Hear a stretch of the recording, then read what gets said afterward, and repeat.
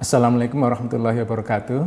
Selamat pagi yang terhormat Bapak Ibu tim penilai sertifikasi dosen gelombang 1 tahun 2025. Perkenalkan, saya Angga Fajar Setiawan, salah satu dosen program studi Magister Teknik Sipil, Departemen Teknik Sipil dan Lingkungan Fakultas Teknik Universitas Gadjah Mada.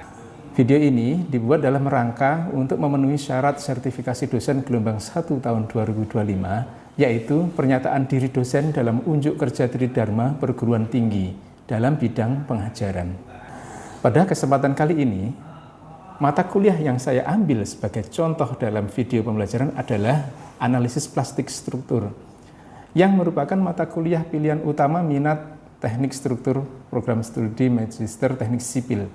Mata kuliah ini terdiri dari 2 SKS berupa teori yang diampu secara tim teaching oleh 2 orang dosen pengampu. Mata kuliah ini disampaikan secara delivery, interaction, dan assessment secara tatap muka langsung. Mata kuliah analisis plastik struktur mengantarkan kepada mahasiswa supaya mempunyai kompetensi analisis struktur kondisi plastis atau inelastis, sehingga perilaku deformasi inelastis, kekuatan ultimate, dan mekanisme kegagalan struktur bisa diinvestigasi. Pembelajaran tidak hanya membahas mengenai teori analisis, tetapi juga membahas mengenai analisis struktur nonlinear dengan menggunakan teknologi software analisis struktur terkini. Hasil perhitungan teori analitis dibandingkan dengan hasil pemodelan numerik menggunakan software analisis struktur. Dalam hal penelitian, mata kuliah ini bermanfaat untuk desain spesimen struktur untuk diuji di laboratorium yang mana memerlukan perkiraan nilai beban yang mungkin akan diberikan ke spesimen sehingga terjadi kegagalan sesuai dengan hipotesis. Mata kuliah ini sebagai bekal metode analisis struktur secara nonlinear untuk evaluasi kinerja struktural bangunan infrastruktur dalam kondisi inelastis sampai dengan runtuh. Di dalam mata kuliah ini terdiri dari 3 capaian pembelajaran.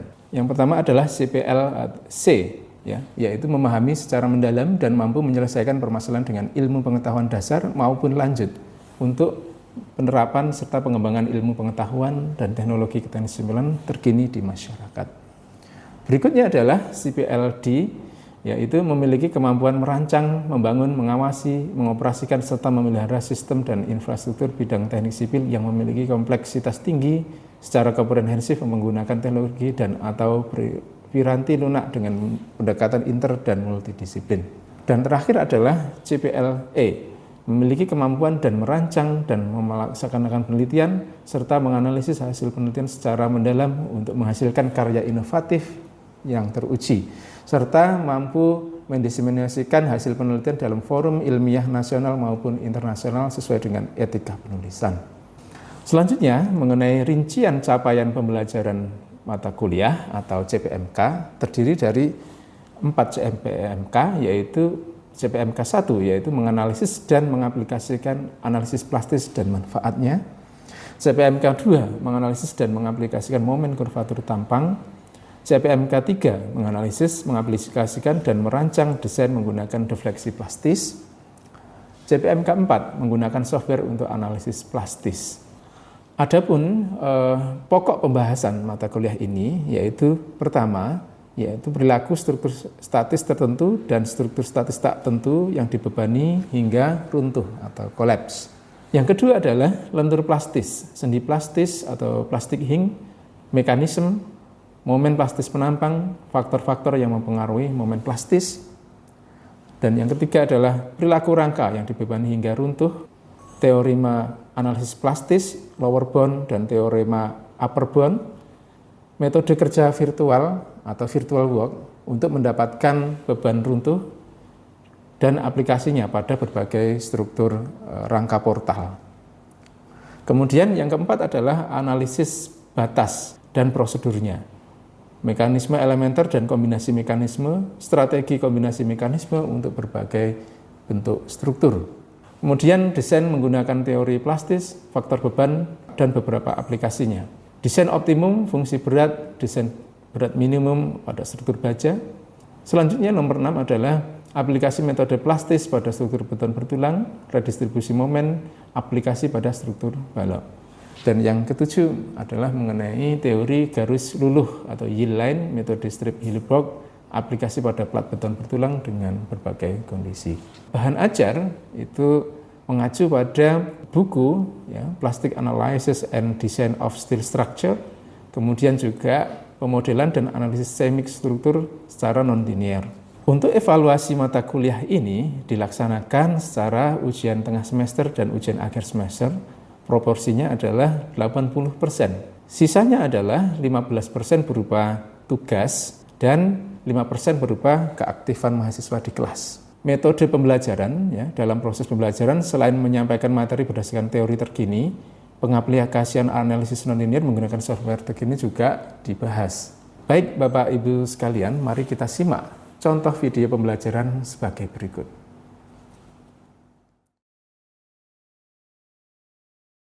Oke, Assalamualaikum warahmatullahi wabarakatuh. Selamat pagi semuanya ya.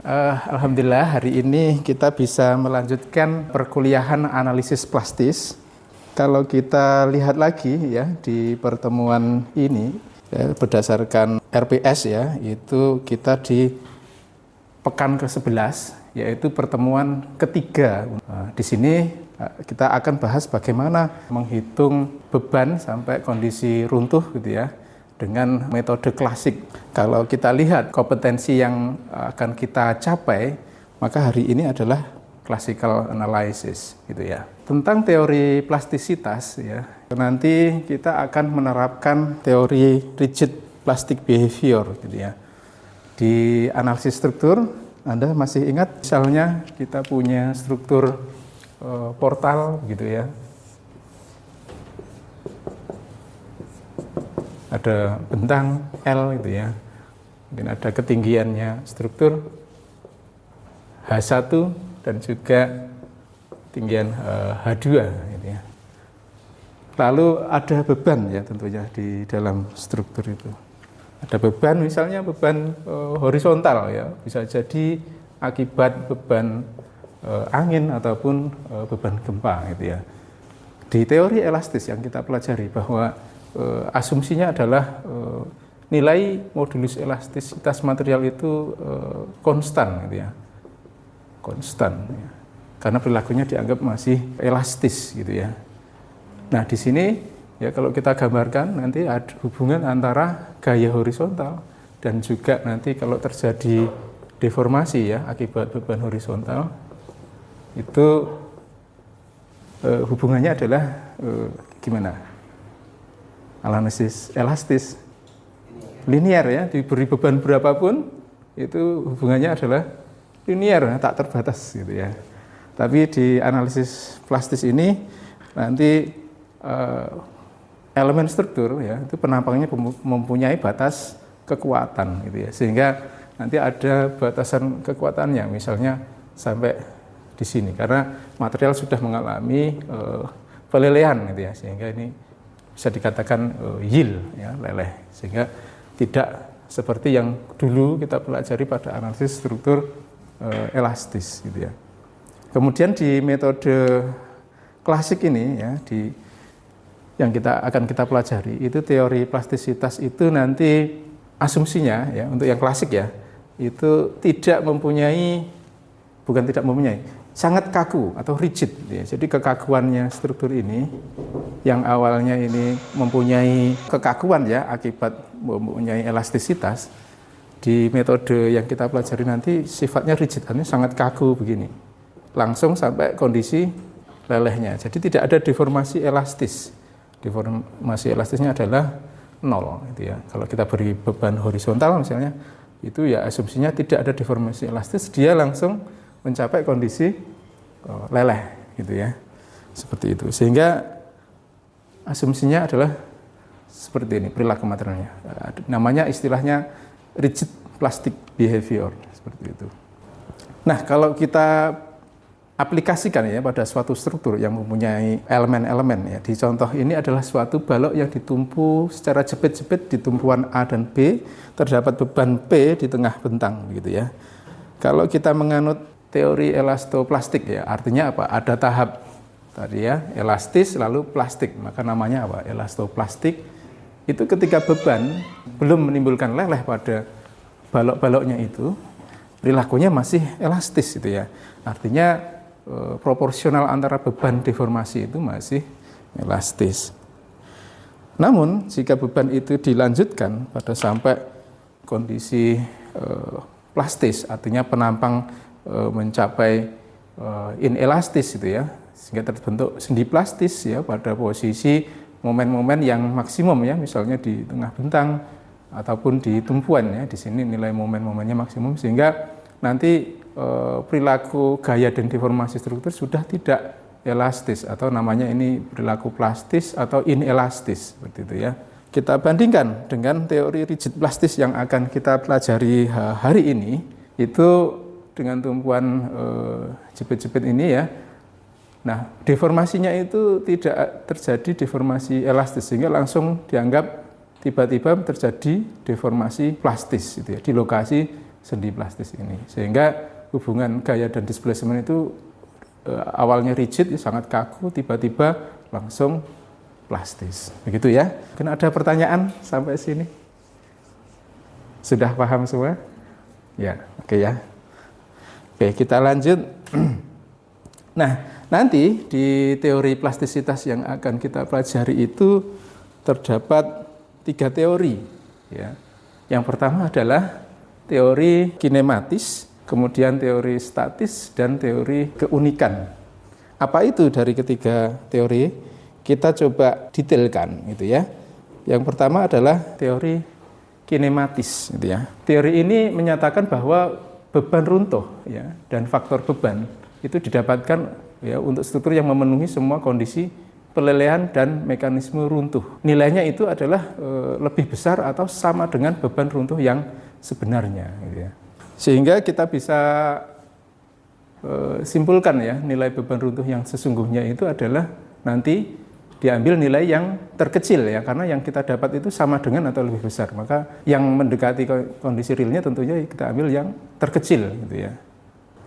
Nah, di dalam metode ini ya dijabarkan ya teori berdasarkan apa? Keseimbangan ya antara kerja eksternal dan kerja internal. Istilahnya nanti internal virtual work dan external virtual work gitu ya.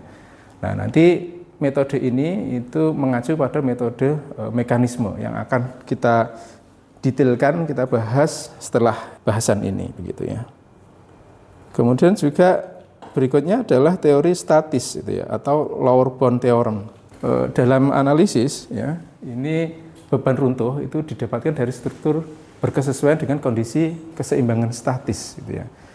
Kita sudah belajar ya tentang teori keseimbangan statis ya, di S1 kita sudah belajar, dan juga teori pelelehan ya, yang mana nanti ya hasilnya itu akan lebih kecil atau sama dengan beban runtuh yang sebenarnya. Jadi teori ini relatif konservatif gitu ya. Jadi prediksi kita itu akan sama dengan atau lebih kecil dari kenyataannya gitu. Sehingga untuk menentukan beban runtuh yang sebenarnya itu kita perlu mencari ya nilai terbesar dari kemungkinan pelelehan struktur gitu ya, supaya mendekati kondisi sebenarnya kita ambil yang terbesar gitu ya. Kondisi pelelehan itu diasumsikan pada struktur tidak sampai menimbulkan mekanisme runtuh.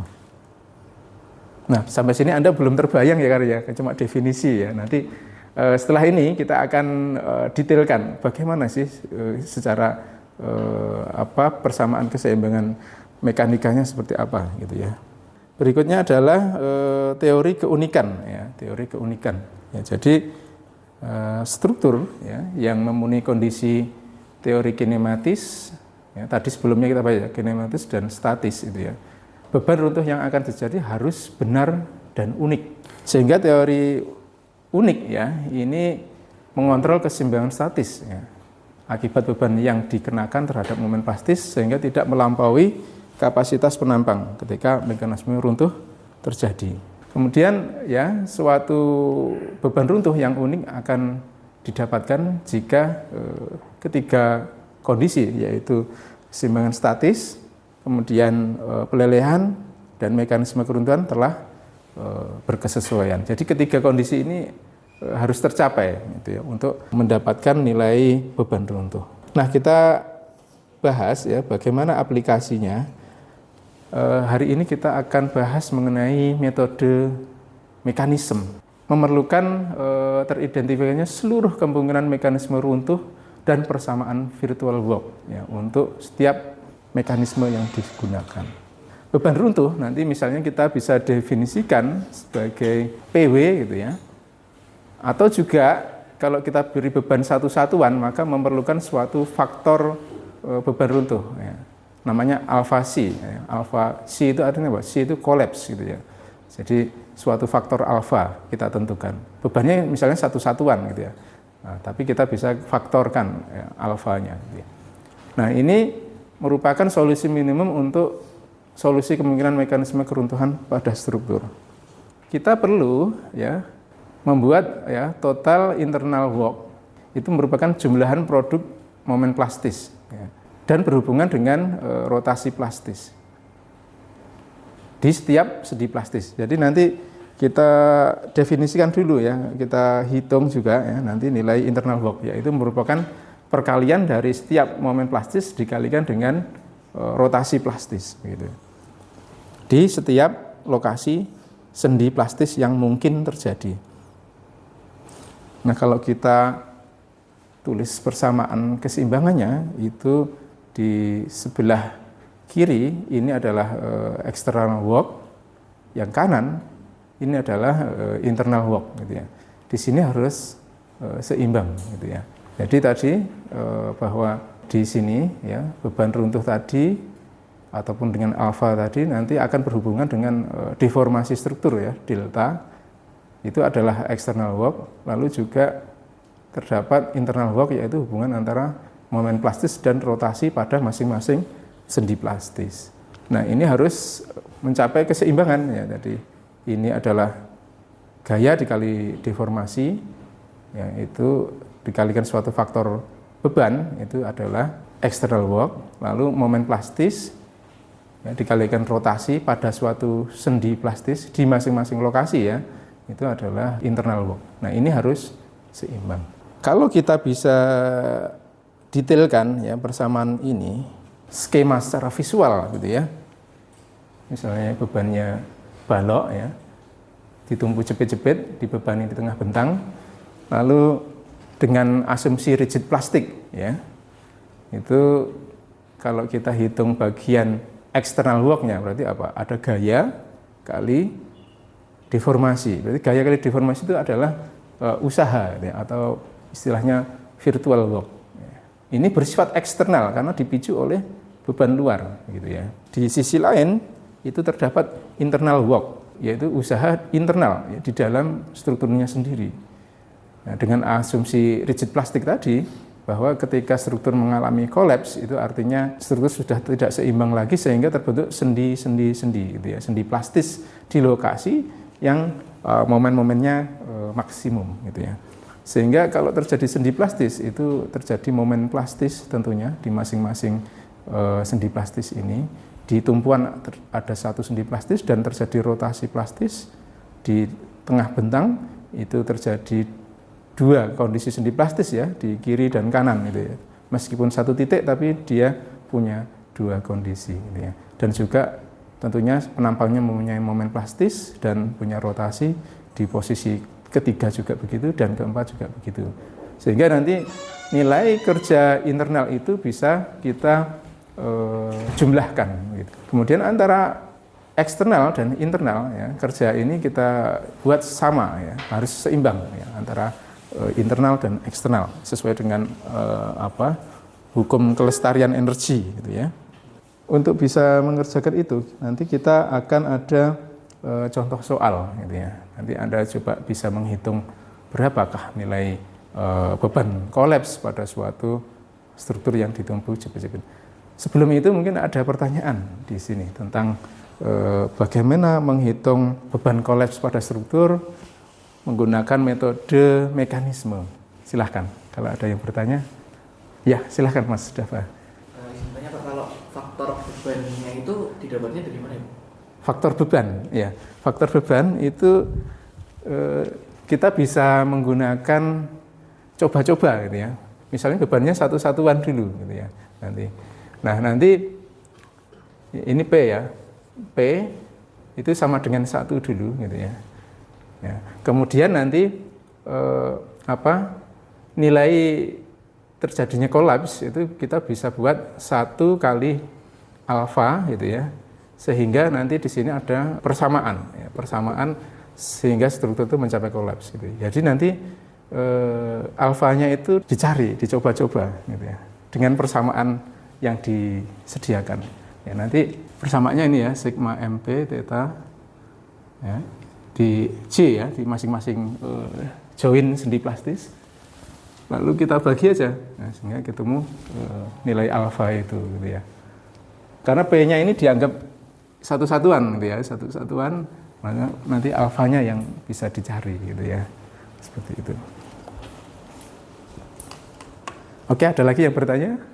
Oke, kalau sudah paham kita bisa latihan. Ini kita, tapi ini sudah ada jawabannya. Yang pertama, contoh pertama ini adalah sudah ada jawabannya. Nanti yang latihan sesungguhnya adalah contoh kedua gitu ya. Bebannya ada di sepertiga bentang ya, dari kiri ya, L per 3, 2L per 3. Lalu kalau mengikuti teori runtuh struktur gitu ya, nanti terjadi sendi plastis di tumpuan A dan di C, lalu juga di lokasi beban P gitu ya. Nah, kita uraikan dulu ya mengenai hubungan antara sudut theta dan sudut beta ya. Sudut beta dan sudut theta ini. Kalau kita lihat dari sisi kiri, itu nilai delta itu berapa? Delta itu sama dengan L per 3 kali theta, ya kan? Ya kan? Jadi delta itu adalah L per 3 kali theta. Kalau di sisi kanan, itu beta itu berapa? Atau delta? Delta itu berapa? 2L per 3 dikalikan beta, gitu ya. Kalau delta itu sama mestinya ya, dari sudut kiri dan sudut kanan itu nilainya sama, maka berapa? L per 3 theta sama dengan 2L per 3 beta. Maka berapa nilai hubungannya? Theta sama dengan 2 beta ya. 2 beta. Oke. Kita dapatkan theta sama dengan 2 beta gitu. Kalau di sini berarti sudutnya berapa? Ya berarti ada theta dan ini ada beta. Berarti ini 2 beta, ini beta gitu ya.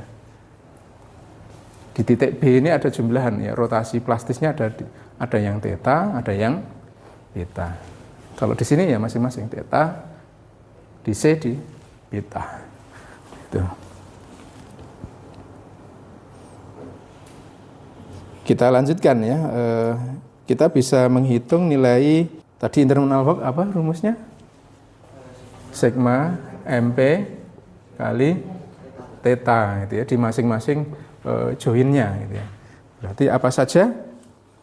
Berarti ada MP theta plus MP theta ini ya, MP theta, MP theta plus beta, MP kali beta. Lalu disubstitusikan nilai berapa? Theta itu adalah 2 beta, sehingga didapatkan 6 MP beta gitu.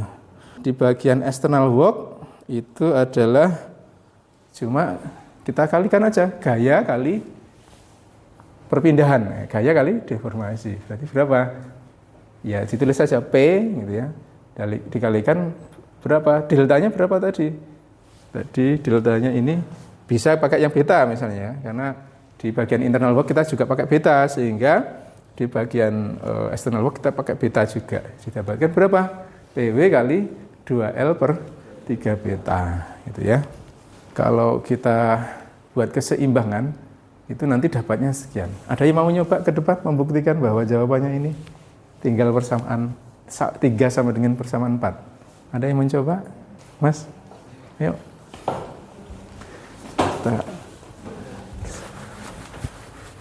Ya.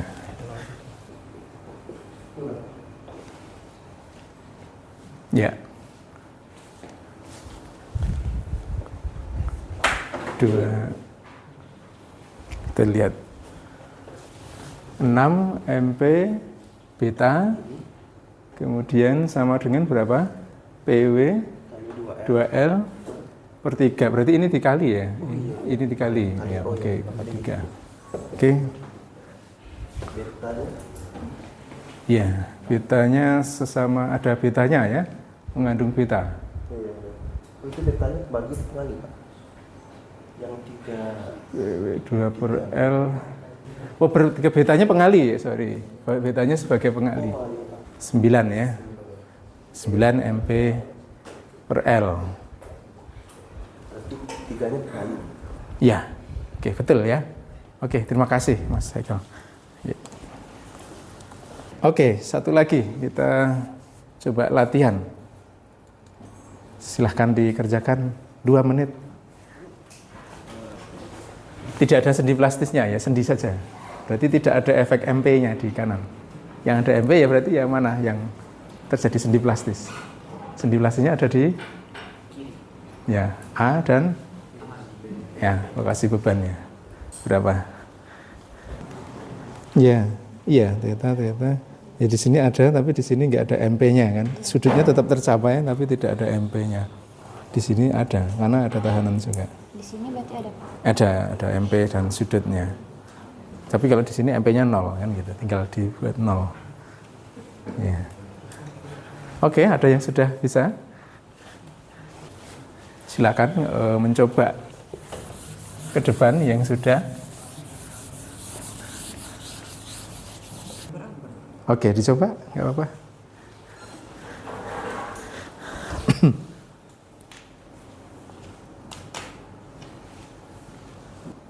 Oke. Ya, oke, betul ya. Ya, terima kasih Mas Dava. Saya kira cukup ya untuk perkuliahan kali ini. Ada yang masih bertanya? Sudah paham semuanya? Ya, gimana Mas? Jadi kan tadi itu sebelum ada si teori rigid plastik, Ya. sebelumnya kalau nggak salah itu elastoplastik. Ya. Nah, itu perpindahan dari elasto ke rigid itu kenapa awalnya sampai kita pakai Ya. rigid plastik itu?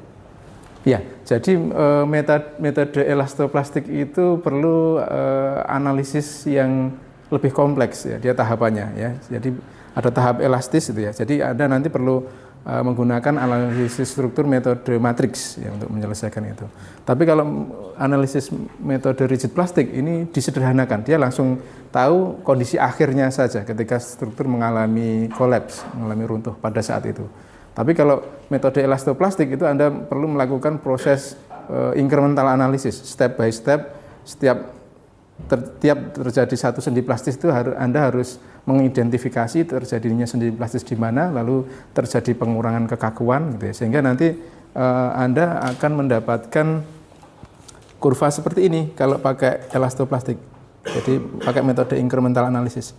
Ini leleh satu sendi plastis. Berikutnya ya sendi plastis terbentuk 2 sendi plastis, 3 sendi plastis sampai terakhir sampai strukturnya kolaps. Jadi yang kita analisis tadi strukturnya sampai kondisi akhir ya kolaps gitu ya. Itu adalah di sini. H kolaps atau ya boleh P kolaps gitu ya.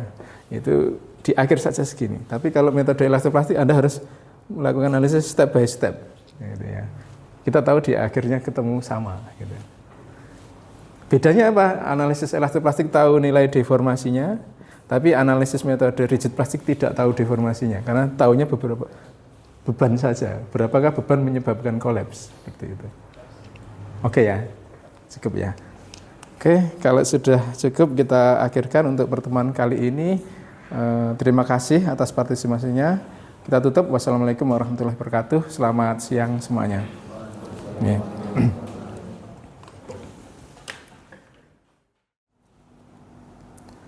Baik, hadirin sekalian, sekian video tayangan mengenai pernyataan diri dosen dalam unjuk kerja Tridharma Perguruan Tinggi dalam bidang pengajaran dari saya. Semoga bermanfaat. Terima kasih. Wassalamualaikum warahmatullahi wabarakatuh. Selamat siang semuanya.